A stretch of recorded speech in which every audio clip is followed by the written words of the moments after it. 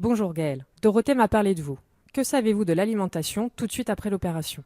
Je ne sais pas très bien. J'imagine qu'on est à la diète 2 à 3 jours. Pas tout à fait.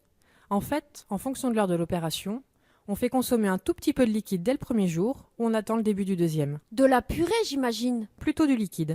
Et dans le premier mois, savez-vous comment mangent les opérés? Ils ne mangent pas grand-chose et parfois ils vomissent. Oui, c'est vrai. Est-il habituel de vomir à votre avis? Non, je crois que l'opération n'est pas faite pour faire vomir. Encore que j'ai souvent entendu parler que c'était le cas. En effet, il y a peu de raisons de vomir. L'une des raisons est quand quelque chose d'anormal se passe au niveau de l'estomac, parce qu'il y a un ulcère par exemple. D'autres raisons est que la personne mange trop ou trop vite. Si elle mange trop, ça déborde, mais pourquoi quand elle mange trop vite? Eh bien, quand on mange trop vite ou quand l'environnement du repas est stressant, tout se passe comme si l'estomac ne supportait pas grand-chose.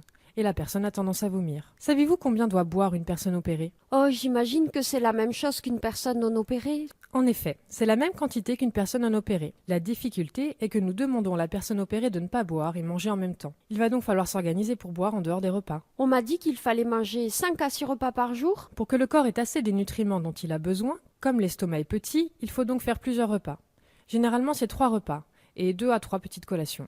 À votre avis, Gaëlle, y a-t-il des aliments à éviter? L'alcool, j'imagine. Oui, bien sûr, il faut faire attention à l'alcool. Sa consommation n'est pas interdite cependant. Il faut seulement savoir que les effets de l'alcool peuvent être différents chez les opérés. En particulier après un bypass. L'ivresse apparaît pour une toute petite quantité d'alcool et beaucoup plus tôt. Mais en dehors de l'alcool, peut-on manger équilibré? Je ne sais pas bien, mais je ne vois pas de raison de manger déséquilibré. En effet, l'alimentation doit être la plus normale possible. Ce que nous allons travailler avec vous est surtout la vitesse du repas. Savoir prendre son temps pour manger et mâcher correctement.